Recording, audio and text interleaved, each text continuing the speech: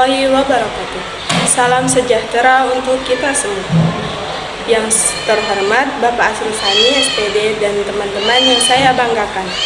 Puji syukur kita panjatkan kehadirat Tuhan Yang Maha Esa, karena atas rahmat dan karunia-Nya kita semua masih diberi kesehatan, kekuatan, dan kesempatan sehingga dapat berkumpul bersama pada hari ini dalam keadaan yang baik.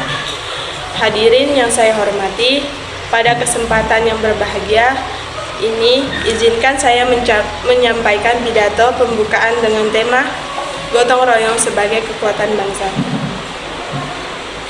Gotong royong adalah salah satu nilai luhur yang telah diwariskan oleh para leluhur bangsa Indonesia sejak dahulu kala.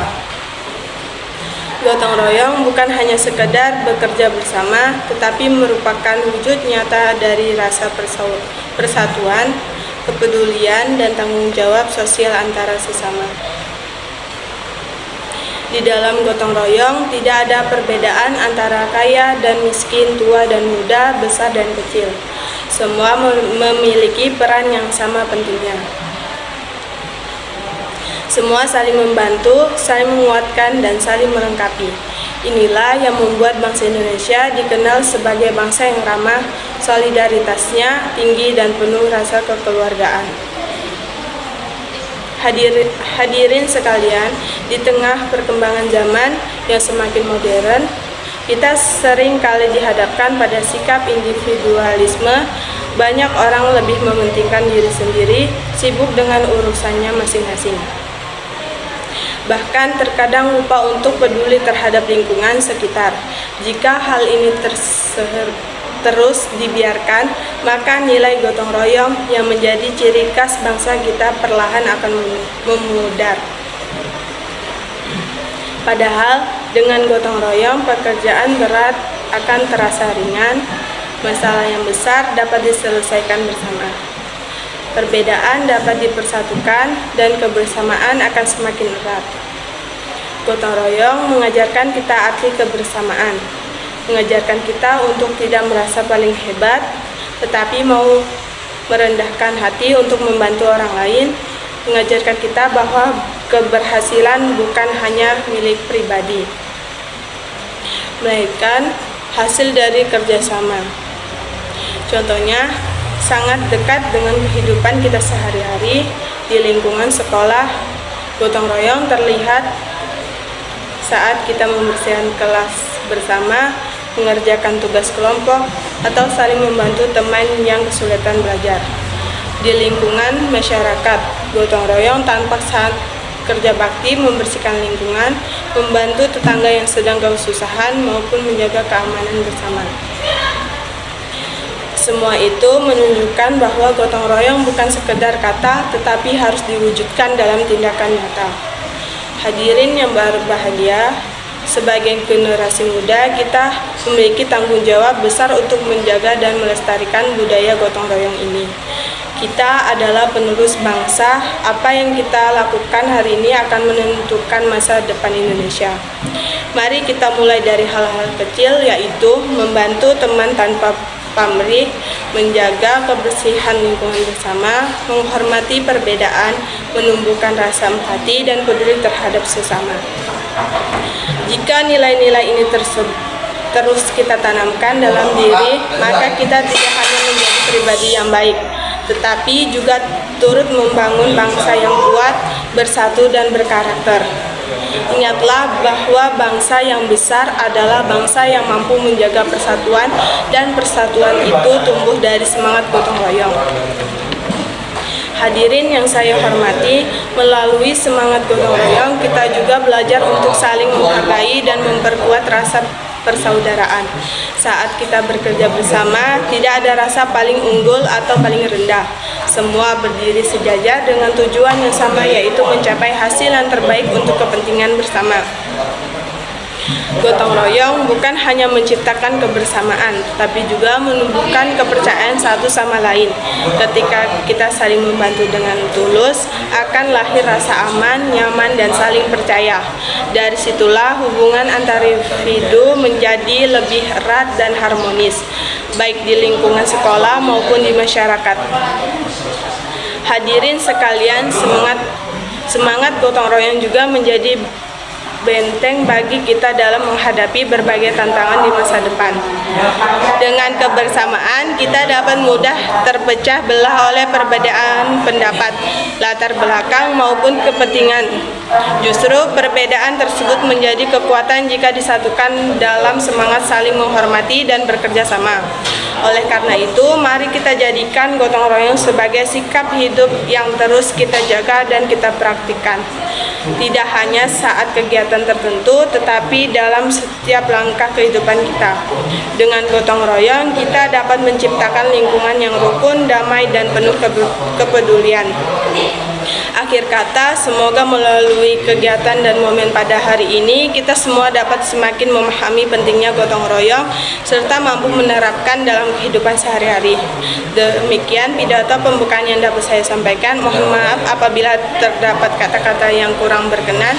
Terima kasih atas perhatiannya. Wassalamualaikum warahmatullahi wabarakatuh. Assalamualaikum warahmatullahi wabarakatuh. Yang terhormat Bapak Asrul Sani, SPD, dan teman-teman yang saya banggakan. Puji syukur kehadirat Tuhan Yang Maha Esa, karena atas rahmat-Nya kita semua masih diberi kesehatan hingga bisa berkumpul di sini. Pada kesempatan kali ini, saya akan menyampaikan sebuah pidato dengan tema pendidikan di era digital. Teman-teman, kalau kita lihat di kehidupan sehari-hari, rasanya hampir semua hal yang kita lakukan pasti menggunakan teknologi. Bangun tidur, yang pertama kita cari pasti HP. Mau belajar, buka HP. Mau tanya tugas, buka HP. Bahkan sebelum tidur pun, HP masih kita genggam. Dari sini kita bisa lihat bahwa teknologi sudah jadi bagian dari hidup kita, termasuk dalam dunia pendidikan. Di era digital seperti sekarang, cara belajar kita jelas berbeda dengan zaman orang tua kita dulu. Kalau dulu harus ke perpustakaan mencari buku, sekarang cukup ketik di Google. Kalau dulu belajar cuma dari papan tulis, sekarang kita bisa belajar lewat video penjelasan online dan berbagai aplikasi belajar.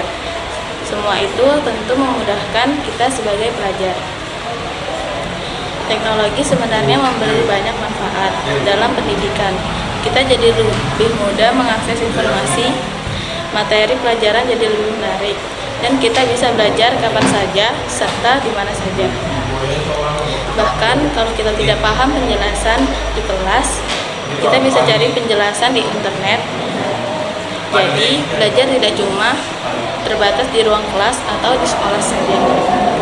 Namun, di balik semua kemudahan itu, ada juga tantangan yang harus kita hadapi. Salah satunya adalah rasa malas.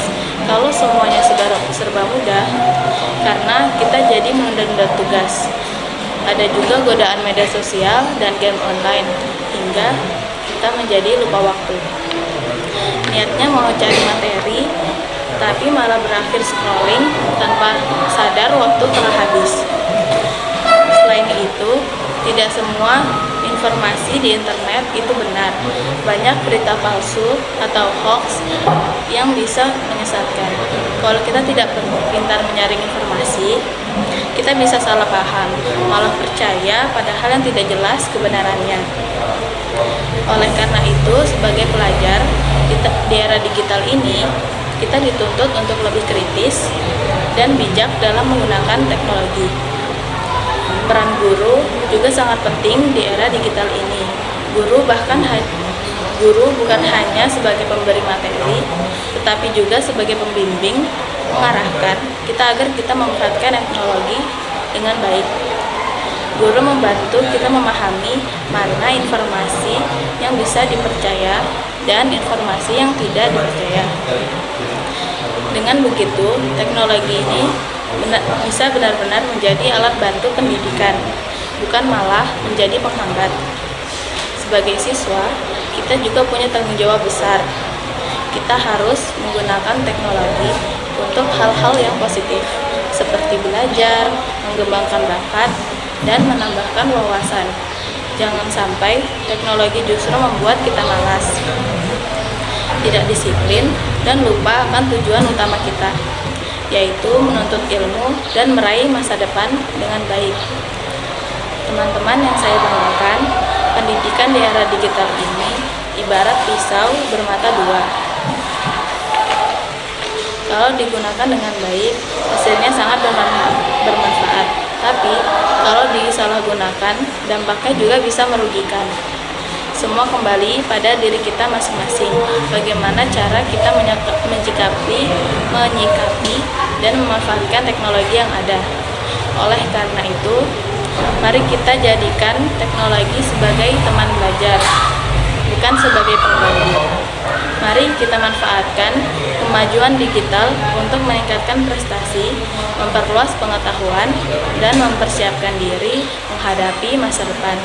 Dengan sikap yang bijak dan bertanggung jawab, pendidikan di era digital akan membawa kita menjadi generasi yang cerdas, kreatif, dan berakhlak baik. Akhir kata, semoga pidato ini dapat memberikan manfaat, menambah kesadaran kita semua tentang pentingnya pendidikan di era digital. Saya mohon maaf apabila ada kata-kata saya yang tidak berkenan di hati. Wassalamualaikum warahmatullahi wabarakatuh.